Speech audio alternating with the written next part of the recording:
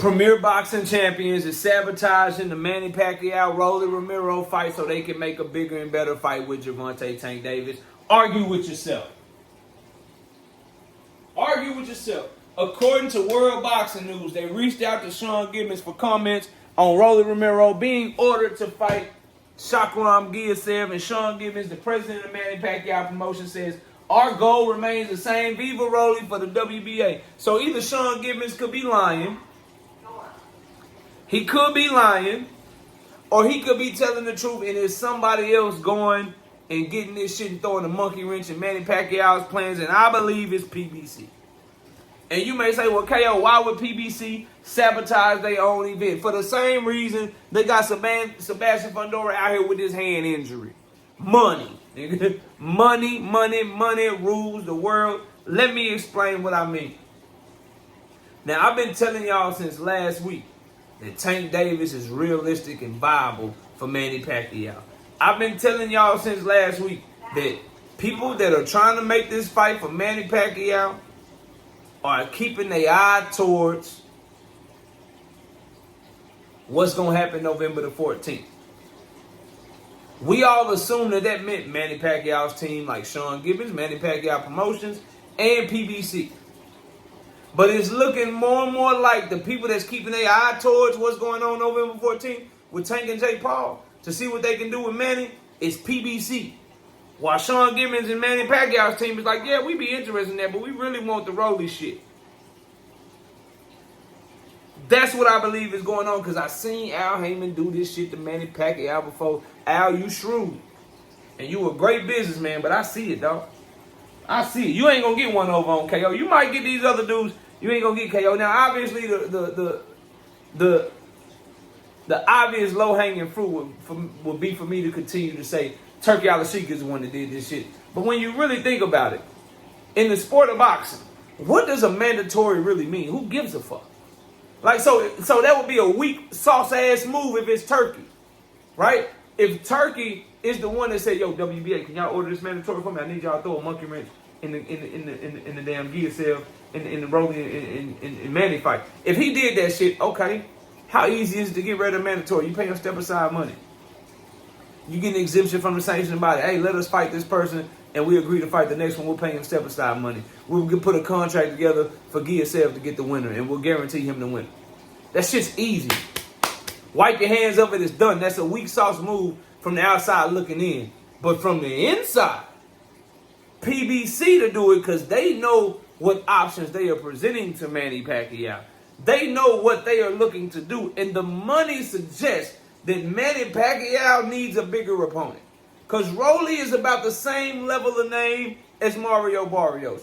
Same level of name as Yordenis Ugas. Rolly Romero, his most recent fight, was fighting on the goddamn middle of the street, and the pay-per-views did trash, and there wasn't no audience in that bitch. Rolly ain't got no fan base. Before that, Rolly was fighting on people's undercards. Manny needs a name if you PBC.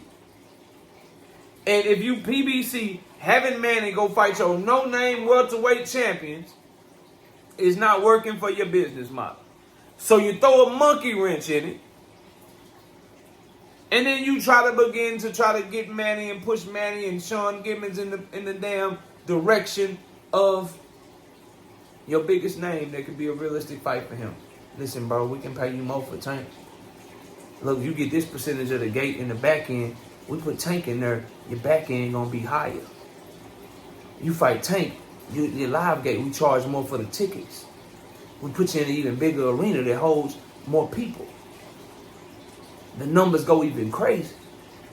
Because everybody in the Philippines, all your fans and shit, they gonna know who Tank Davis is, so you get more of your fan base. We bring his fan base to the table.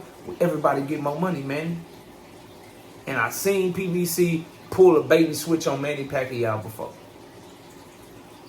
They pulled the bait and switch on Earl Spence and Manny Pacquiao before. I did not forget that shit. That's why I'm making this damn video. When Manny Pacquiao was about to fight Earl Spence, Manny Pacquiao was the WBA champion in recess. Manny Pacquiao petitioned the WBA to get his belt back. Yordenis Ugas was a WBA regular champion at the time. Go look all this shit up.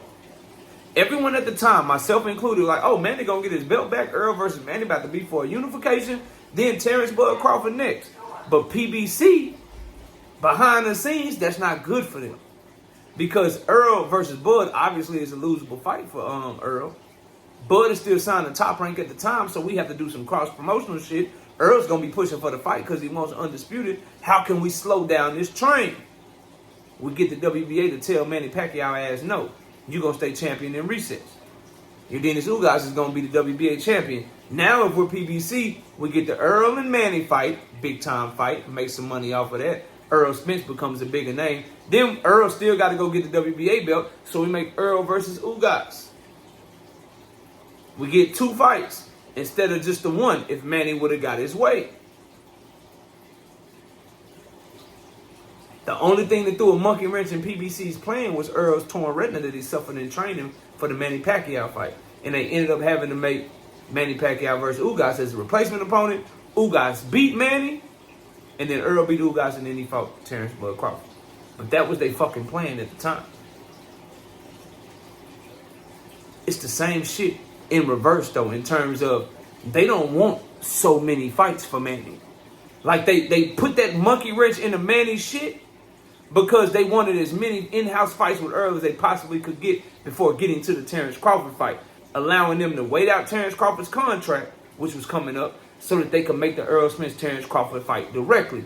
They didn't want to make Earl versus Bud with Top Rank. They wanted to wait out his contract. But you got to appease Earl at the same time. So I'm going to get you the big Manny Pacquiao fight. And then Ugas is still the champion. So we're going to go ahead and make the Ugas fight. By that time, Bud's contract will be up. And now we can keep all the money. Well, it's in reverse this time. Because Manny Pacquiao is 46, 47 years old. He just had Manny versus Barrios. It didn't do good numbers. The shit ended in a drop. He almost beat Mario. Now Manny is trying to fight your other champion, Rolly, who's not a big name. And I said he almost beat Mario, but Mario almost beat him too. They fought to a draw. The worst thing that could happen to PBC is the same thing that happened with Manny and Ugas, where Ugas beats Manny Pacquiao and nobody gives a fuck. He don't grow, he don't become a bigger star, he don't make national headlines because it's fucking Ugas. If Earl had been the one to beat up Manny like that and stop him, it would have been way better for PBC and way better for Earl. They're in a similar situation. They don't want Manny taking all these fights because he could lose to Rolly. If he fucking loses to Rolly Romero, now you lost to somebody that honestly don't nobody give a fuck about. Rolly Romero was fighting on undercards. And then when he wasn't fighting on the undercard and he did the main event with Ryan Garcia, the pay-per-view numbers for that event fucking sucked. And they didn't fight in front of a stadium. They were fighting in the middle of the street. So if you PBC, you have no idea what type of audience that Rolly Romero could bring in. You'd be solely dependent upon a 46, 47-year-old from the Philippines and hoping that everybody fly from the Philippines to goddamn America to come to the Manny and Rolly fight. That's a huge risk for PBC. So, let's get our friends at the WBA again. Let's sabotage this shit. Look, man, hey, order this mandatory. Order this mandatory. The timing of the shit is odd. Order this mandatory.